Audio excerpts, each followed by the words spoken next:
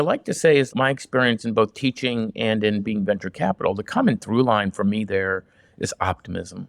And when you think about those two ecosystems, there's no one more optimistic than an entrepreneur because you have to be if you're going to go out there. And there's no one more optimistic than college students, which is why faculty likes to be on campus. How do you harness that optimism and show them a path? And so this idea of needing to pick a career of mission or a career of private sector work is, I think, a false choice. You can do both, and embracing nonlinear careers becomes important to that. Have you ever noticed that some of the best ideas come from unexpected places? Your next breakthrough may come from a leader facing similar challenges, but in a completely different sector. Welcome to Chief Influencer. I'm your host, Anthony Shop. Join us as we explore how today's successful leaders inspire, influence, and connect with others. Chief Influencer is a production of Social Driver and the Communications Board, who have teamed up to spotlight how great leaders and communicators are making their impact in the world. This episode is brought to you by the George Washington University's College of Professional Studies.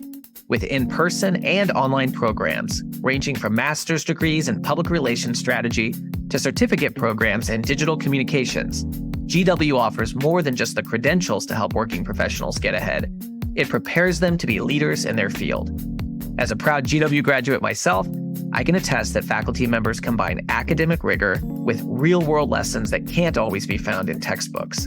Check out cps.gwu.edu for more information. I am thrilled to introduce today's guest, Arun Gupta, who is the CEO of NobleReach. NobleReach is a nonprofit that aims to place recent college graduates in federal government jobs to promote public service over lucrative private sector careers. Before we dive in, here are three things that I think you should know about Arun. Number one, he is a successful venture capitalist. Arun initiated Columbia Capital's cybersecurity investments with a focus on emerging tech-enabled services and infrastructure companies in national security, AI, and SaaS cloud infrastructure sectors. He also worked at the Carlyle Group. Now, we don't have time to walk through all of his investments, but needless to say, Arun has been very successful in this field. Number two, he also advises and teaches at top universities. At Georgetown University, Arun is a senior advisor to the provost, serves on the Georgetown Entrepreneurship Advisory Board, and he teaches entrepreneurial finance and venture capital at the McDonough School of Business, where he received the Entrepreneurial Faculty Teaching Excellence Award and the Peter W. Gonzalez Jr. Award for Excellence in Faculty Teaching. At Stanford University, Arun serves on the Stanford and Washington Advisory Board and is a faculty lecturer teaching Valley Meets Mission, Purposeful Entrepreneurship with Government. Number three, Arun is changing the face of public service. With a $500 million endowment, his organization, NobleReach, partners with agencies like the Cybersecurity and Infrastructure Security Agency and the U.S. Space Force to infuse innovation-minded talent into the federal workforce, ultimately offering these graduates permanent positions after 1 or 2 years. This organization was inspired by his top-selling book, Venture Meets Mission, Aligning People, Purpose, and Profit to Innovate and Transform Society. Arun, you have been called many things, as we heard, from corporate board member to award-winning faculty member, congratulations on that one, by the way, to venture capitalist, best-selling author, and mission-driven founder. Today, we are thrilled to call you a chief influencer. Welcome. Thank you, Anthony. Thank you for having me on today. Well, I'm really excited to dive in. You have such a fascinating career, and the teaching part jumps out at me because I think of all those awards, being voted by students as a top faculty member is probably the most difficult to get. So congratulations. On that. It's interesting you say that. It definitely was probably one of the most rewarding ones to get because you really realize that what you're doing and saying and trying to spark in the classroom was really resonating in a deeper way. So I appreciate that. Yeah, I mean, you can't juice that or fake that one, right? I mean, that's one of those things that it's real. Well, obviously, it's really clear to me that you are passionate about inspiring young people, whether that's your own students at Georgetown and Stanford or the NobleReach scholars that you're placing into positions within the federal government. And you're trying to inspire these young people to pursue mission-oriented entrepreneurial careers. So I wonder if you could kind of help us understand, how did your experience as a venture capitalist focused on tech bring you to this personal mission? Yeah, thanks, Anthony.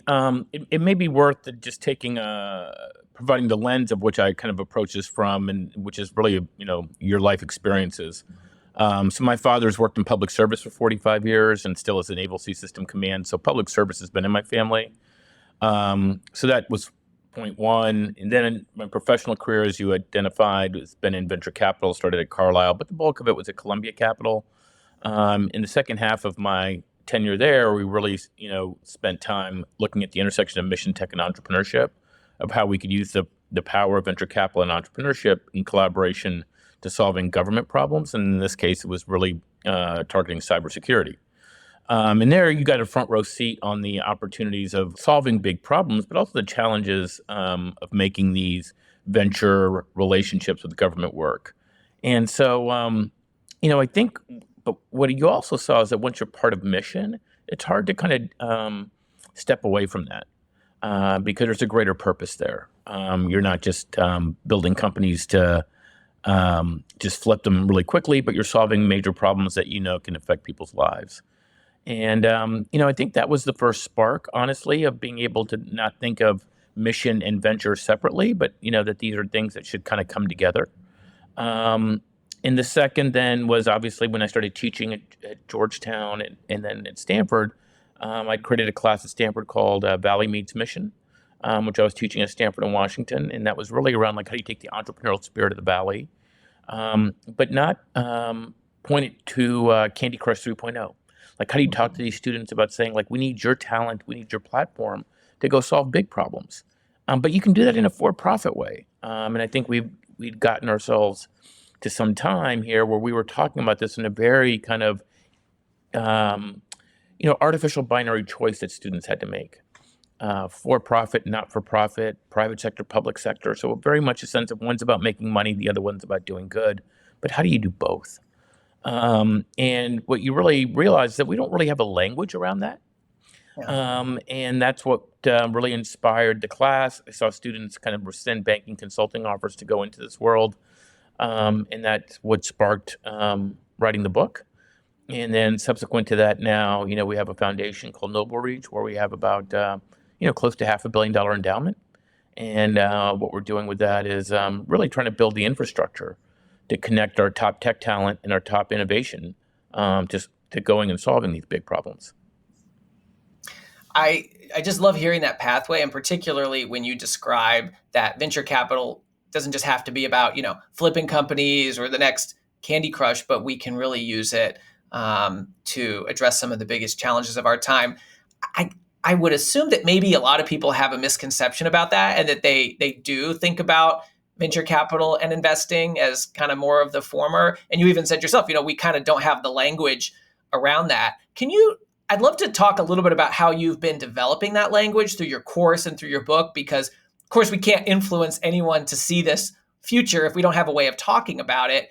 And in particular, in your book, Venture Meets Mission, you explain that, venture refers to the path while mission is all about the ultimate goal. So can you kind of unpack a little bit for us the language that you're using and how you're sort of developing that narrative to help people understand this mission that you're on?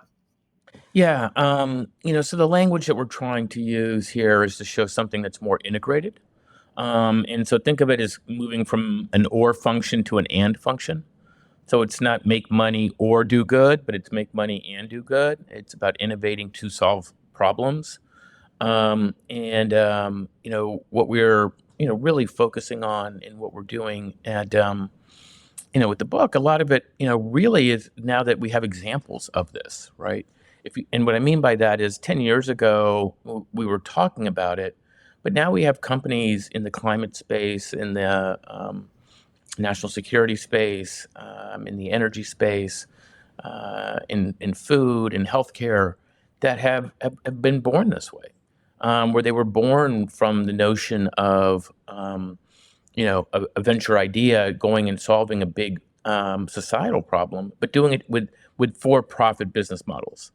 And, what I like to say is like, my experience in both teaching and in being venture capital, the common through line for me there is optimism.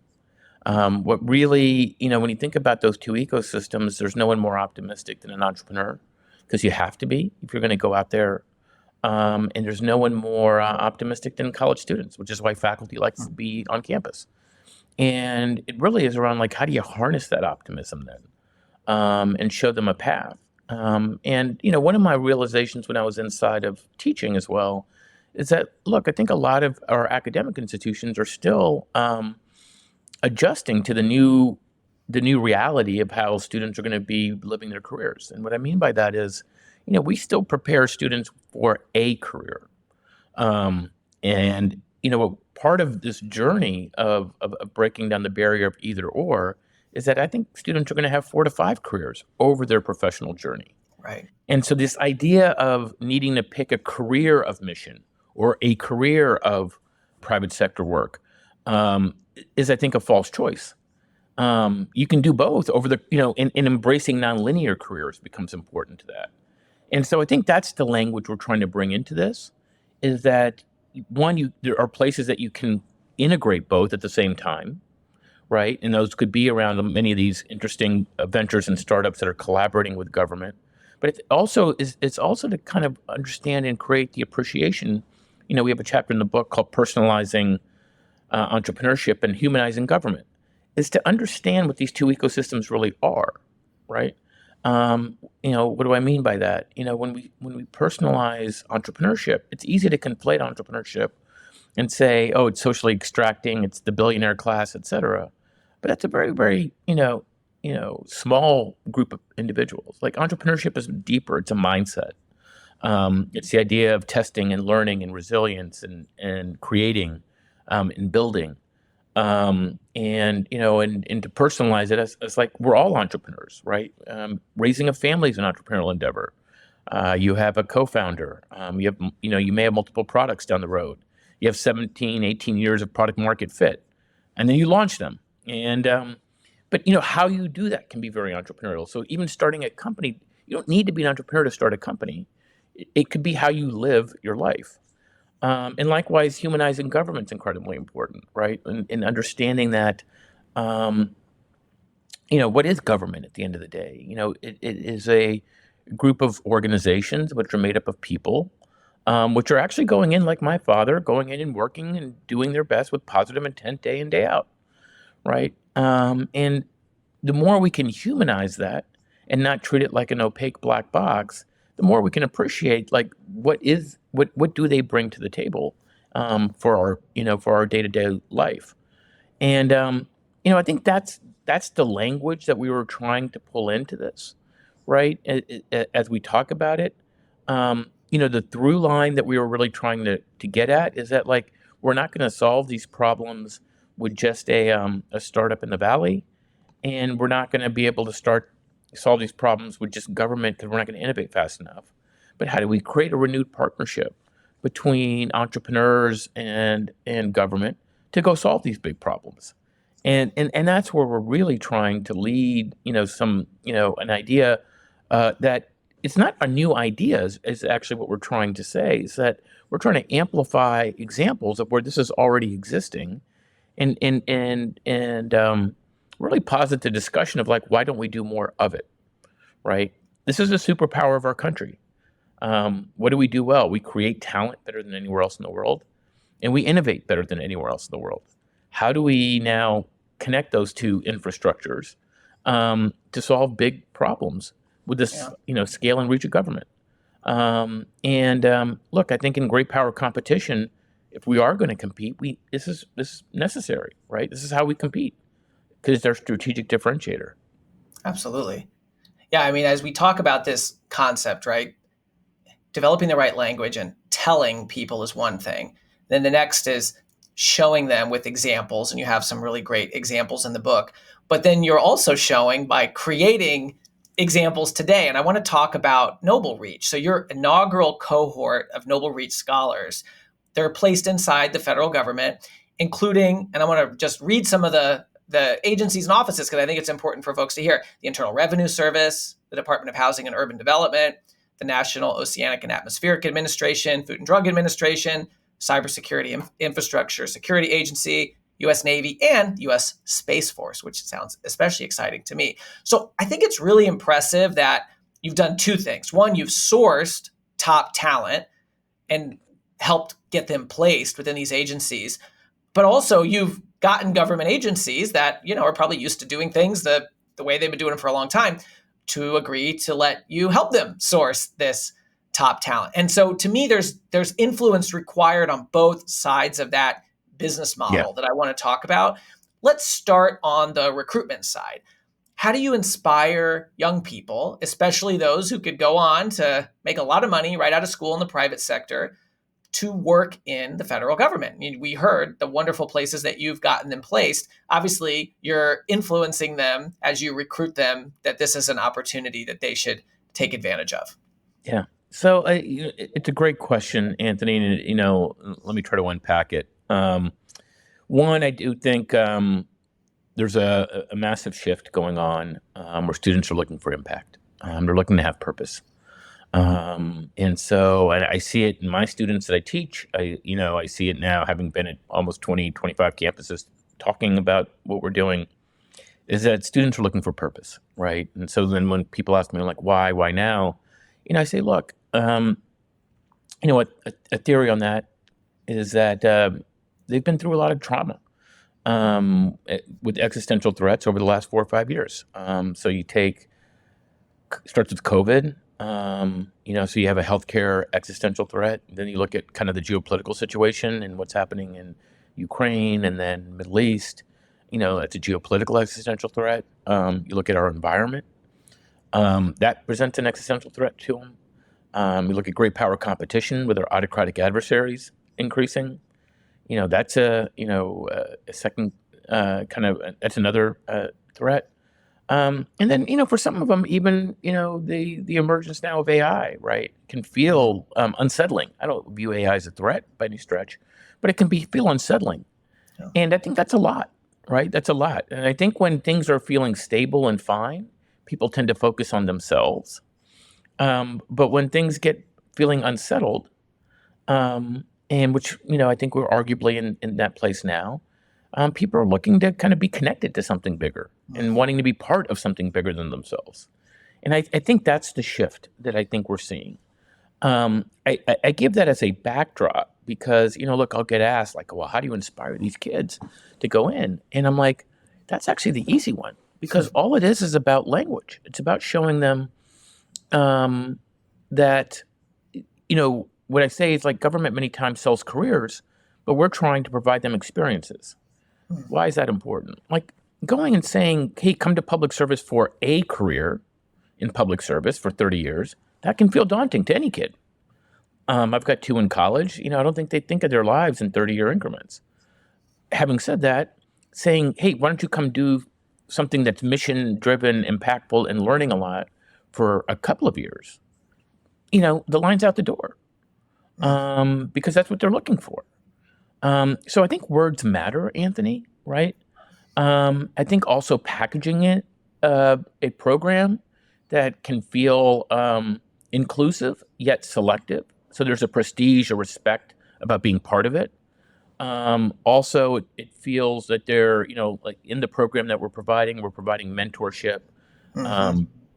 We have private sector partners like the financial institutions, consulting firms, big tech firms, providing skill development. And then, we're creating a cohort. So there's a community that they're part of. Those all become very important to them, right? Yeah. And then most importantly, by having these private sector partners around you, it's viewed as a career enhancer.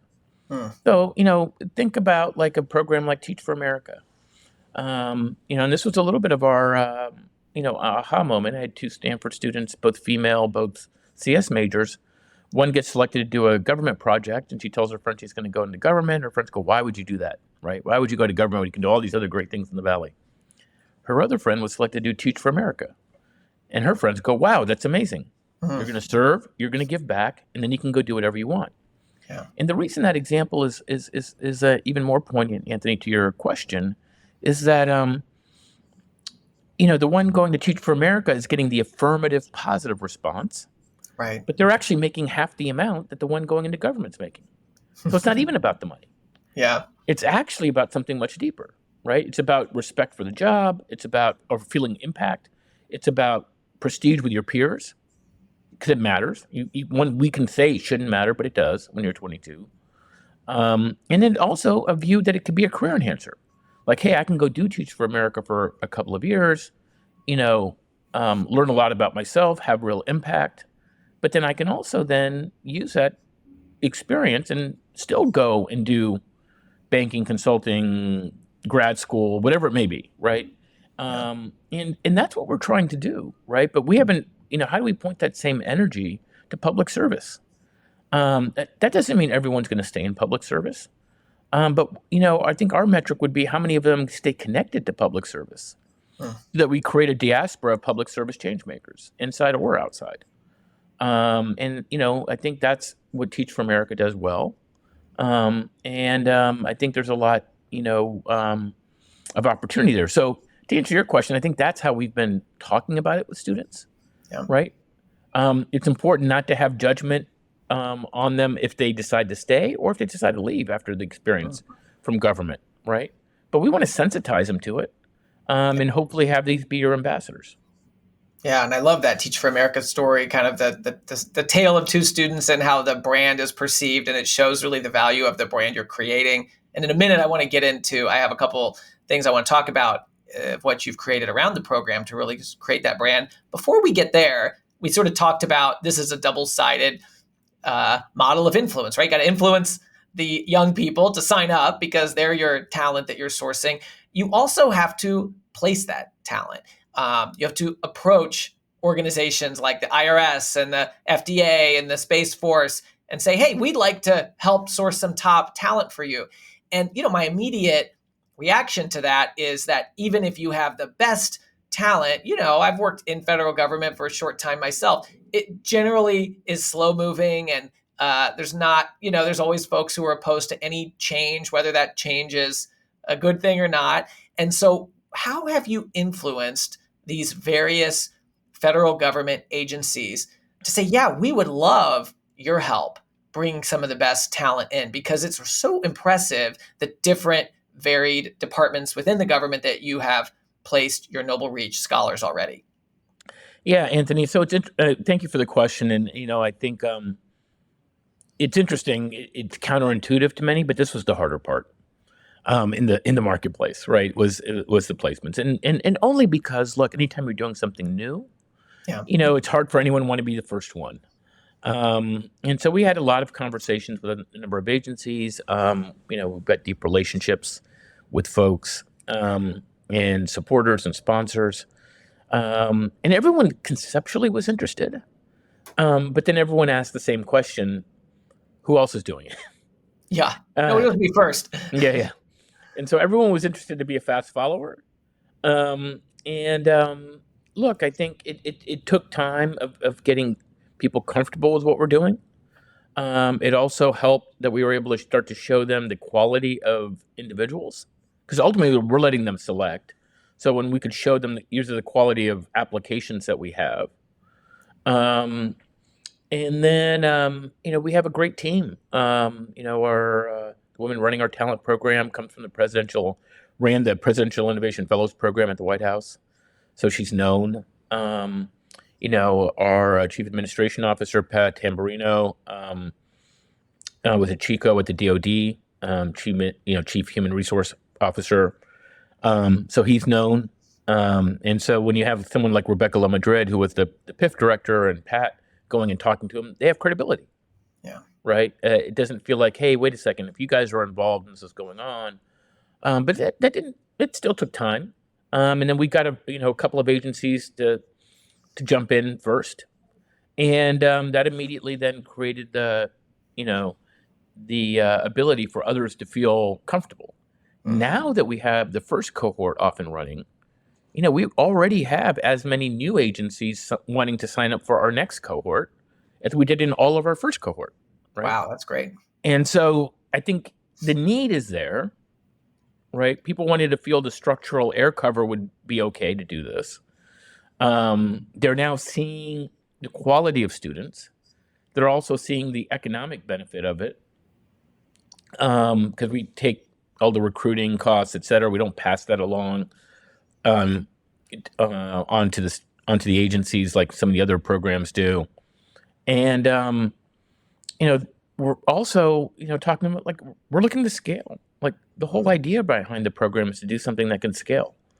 So, I think with that, I think we are now. I feel a lot more comfortable, Yeah. Anthony. Right? But it always takes a few leaders, right? And agencies that have that leadership, right? And so it's not even surprising some of the agencies that we have. That we've got folks at, like as you said, at Treasury. We have folks at Commerce with Secretary Raimondo's leadership. We have folks at um, Space Force with General Raymond's leadership, right? We have folks at CISA with Jen Easterly's leadership. I mean, these are folks that are thinking this way, that feel that this is important. And then, now, we're starting to see a larger groundswell of interest. And look, I think as we, move ahead, this is going to become even more important.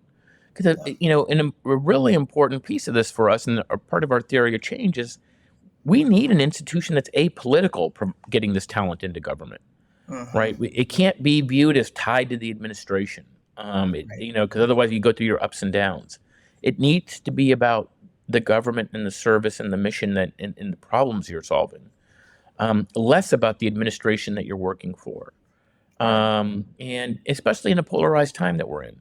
Yeah. And I think what's been heartwarming for us is that, like, whether we've been talking to both campaigns, we've been talking to both administrations, and both of them are equally interested. Because this isn't a political issue.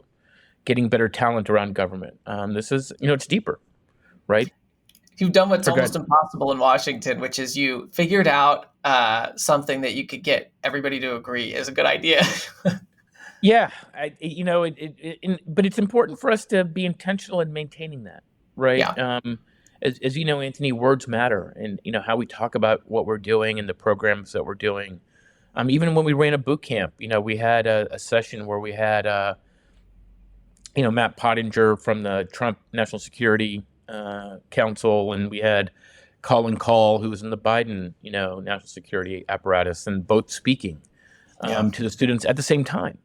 And it was powerful. It was powerful because they could see that these folks actually had mutual respect for each other. They actually Yeah. agreed on a lot of things. Yeah. That's important for folks to see. And look, I think that's I think the institution and the place we're looking to play and be helpful in. Yeah. The bipartisan nature of your program really came through to me just, researching and seeing the different speakers. So I love that you shared that example. I also just want to say thanks for sharing that, getting the placements and getting the government agencies on board, which you've done successfully, was not easy because I Right. think for folks who may want to launch something new, it's really important to go in eyes wide open and realize where Yeah. you're going to have challenges, especially with entrenched systems that are just not set up to change rapidly. And you gave some really good examples about how you brought on the right talent with credibility. You were very clear in your mission and your values. You identified, recruiting the top talent to walk in the room with examples of some of the people that you could help place. And then just knowing you had to get some early adopters and that others would be, I think you said fast followers, but that, you did have to get some on board first. And I just think when I hear that, I can imagine a number of scenarios that leaders could be dealing with in today's environment, whether it's a startup in the private sector, whether it's an association that's launching a new association. Those lessons that you shared are very universal. And I'm really happy to hear for you that was successful for you all because Well, look, Anthony, I appreciate the comment, and at the core there, look, at 20 years of being in venture capital and trying to get companies off the ground, um, you know, it's less about the idea; it's about the people, right? And even when I teach my Georgetown entrepreneurship class, I say entrepreneurial finance is with a lowercase f. It's less about the finance; it's more about people, and at the core of people, it's trust.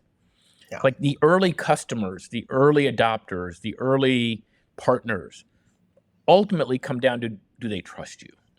Do yeah, they think you're going to deliver? Do you have a past history with them?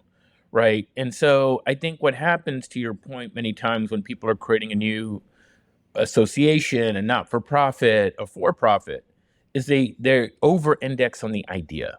And they're like, this is such a phenomenal idea, everyone should want to do it. And that may be true, but they under-index on investing in how do you build the trust that people want to experiment with that idea. Yeah. Right. And I think that's, if I could, leave you with the takeaway for your group would be to really think about how do you build trust with the people that you want to bring along with you in this process. I think that's such an important lesson, especially right now. Without the trust, you just can't move forward. And you've clearly built this trust up. I mean, I was looking at your boot camp and who your scholars are hearing from. Some pretty big names like U.S. Secretary of Commerce Gina Raimondo and former Secretary of State Condoleezza Rice, CISA Director Jen Easterly, first U.S. Chief Information Officer Vivek Kundra, White House Special Advisor for AI Ben Buchanan. Clearly, you've established that trust where these folks are coming in. And I wonder, could you share some of the themes that you are hearing, that your scholars are hearing from these leaders about innovation in government? Yeah, happy to. So look, all of them, when they see these scholars, are amazed at the quality of talent that they have, right? And they are very sensitive and are aware also of all the opportunities that they could be pursuing. And so I think some of the themes that really resonate that, whether it be Secretary Condoleezza Rice or Secretary Raimondo, or as I said, Matt Pottinger, Colin Call, et cetera, is a few things. One, there's a power to understanding how public service works and how government works.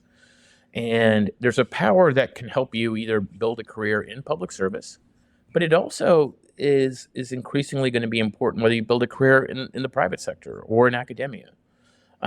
Because what we need more of, and many of them talk about this, we had the CTO at the CIA speak to students, and Nan Mulchandani, and he talks about the need for dual citizens. And what he means by dual citizens is not him being an Indian American, but it's about him being a citizen of the Valley, but also a citizen of DC. Yeah. Meaning that he had started 4 startups, knows how venture works, knows how tech works and growth companies work. But he has also now spent, 5 years at the Jake and has been over at the CIA. And when you embed and have that deep understanding, you bring a unique perspective, right? And then we need more of that. And so I think they're inspiring, Secretary Raimondo talks in that context. Secretary Rice talks in that context. And so it's both sides of the aisle. And why I think that's really important is it helps the students understand this isn't about needing to choose, do I want a career in only public service? But it's how do you embrace public service as being, think of it, part of the mosaic of your career. If you're going to have a nonlinear career where you have 4 or 5 careers embedded or chapters inside of your professional journey, why not have one of them be public service, right? Now, and why not understand how that works and identify some of those problems that may be on the inside that you can then help fix even from the outside or from the inside, right? We need to go back to a world where we can identify folks of needing people to go in and out of government in the private sector and to solve these big problems. So that's one, right? They really resonate with them about wanting to be, we have a need for dual citizens.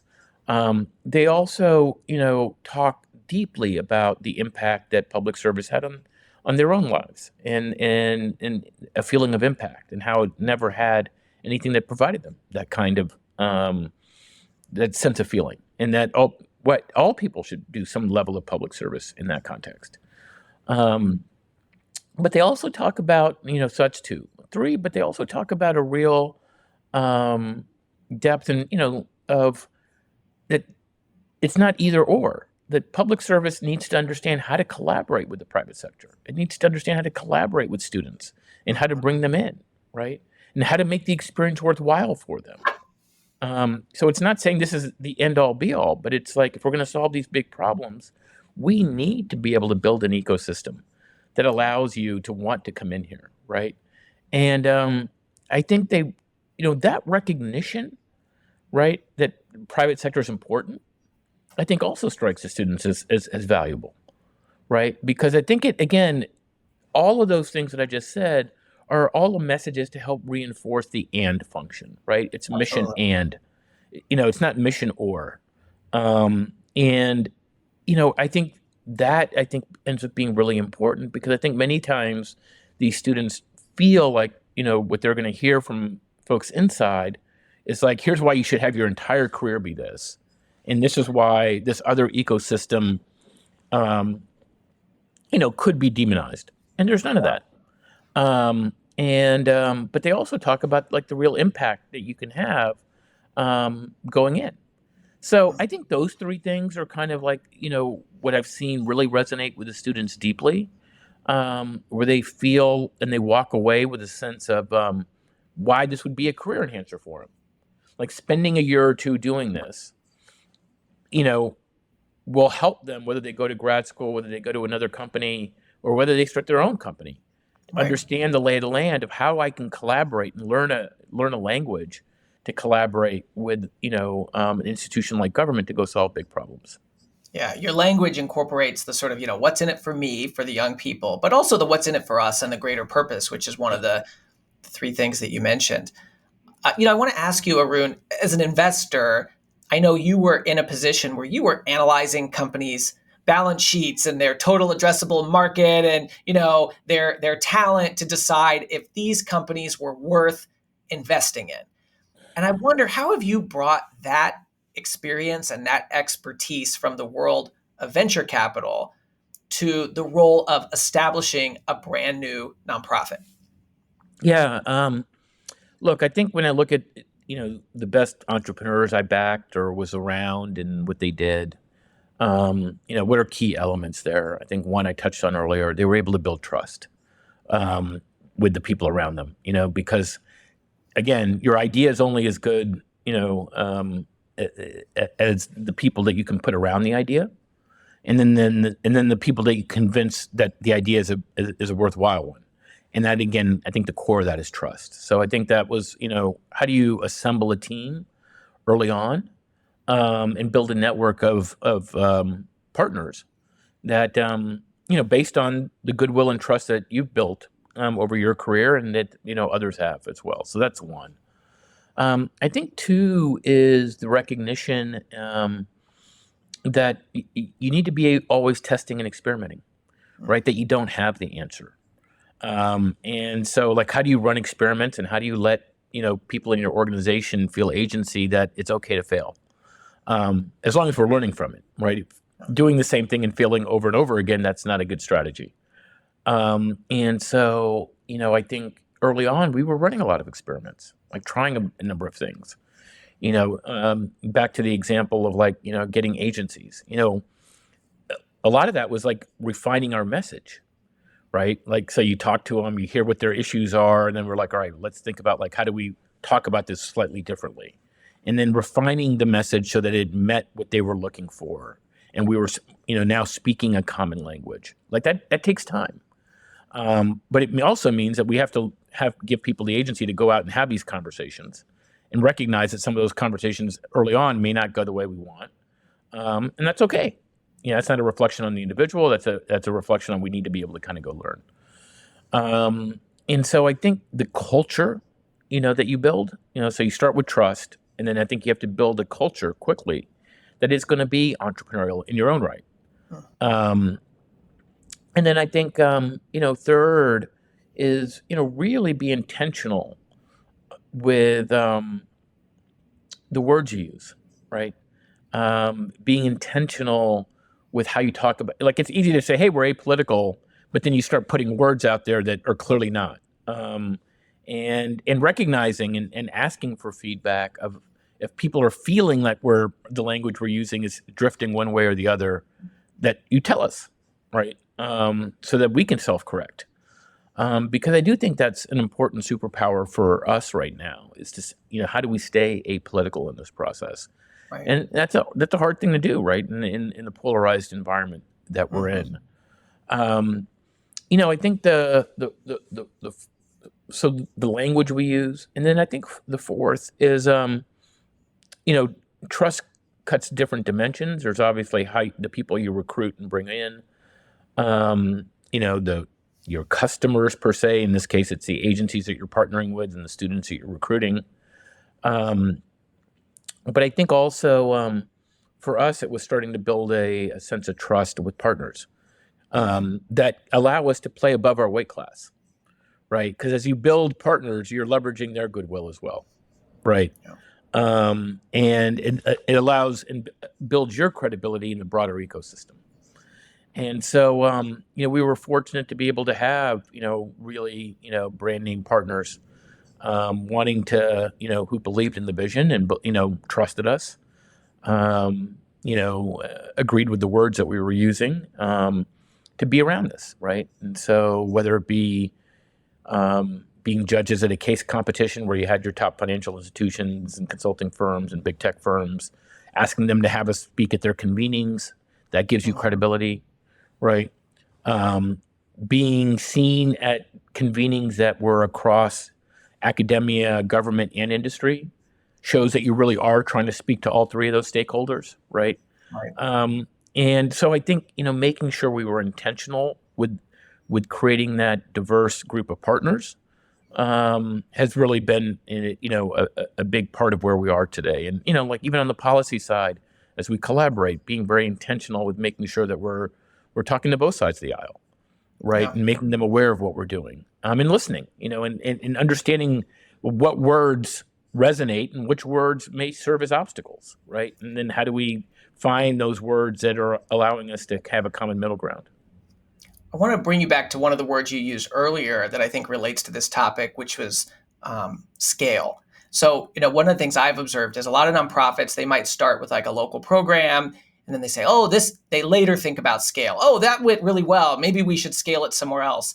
And I know one of the things you've talked about, and I think maybe this comes from your background in VC, is the intentionality of starting out with scale in mind. Could you say a little bit more about that? Yeah, no, it's a really great point. And that probably is the fifth thing I should have added to the list of things, because when I think of our North Star, it was always to be apolitical in what we're doing, but it was also to be able to create scale, Anthony. And and you bring up a great point.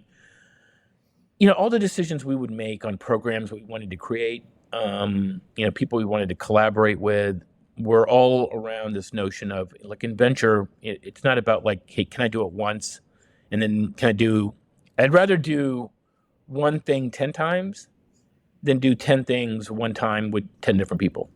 Yeah. Right. And because the latter just has the former has operational leverage to it. And so even when we were talking to agencies, there were some agencies that we ended up not doing anything with because they wanted a very custom program. Mm. And for us, it was important that, like, we need to have the program, you know, have some level of scalability to it. If we started to create, you know, with 8 agencies, 8 different custom programs, that's never going to scale. Yeah. So for us, it was to find 8 agencies that could buy into, that could help us be design partners for a program that all of them would want to be part of, that we could then take to another 8 agencies, or now 50 state governments or local governments, et cetera. And so that's at the very core, the foundation of how do we scale. It's what are the products and services we provide, but then it's also around the investments we make internally to support that. So what are tech investments we can make so that we can start to scale how we identify students and entrepreneurs, and, you know, what are processes that we can put in place that will allow us to scale. And, you know, we just had a meeting yesterday, and we were talking about this. You know, having 20 scholars going to 50 doesn't double the cost for us. The idea was to put the program in place, and then there's a marginal cost for each scholar, but not it's not a one for one. And so those are the kinds of businesses I'm used to investing in. Those are the kinds of business models that we would collaborate on with entrepreneurs. And so it's at the very core, you know, because for us, you know, what I've seen in the not-for-profit world, and only having been in it now for a year and a half, is that there's a lot of folks doing great work, no doubt about it. But there's very few that are actually taking that great work and scaling it. And it's usually because they're over-indexing on the mission, and they're under-indexing on how do we do this at scale, and Yeah. building that model in place.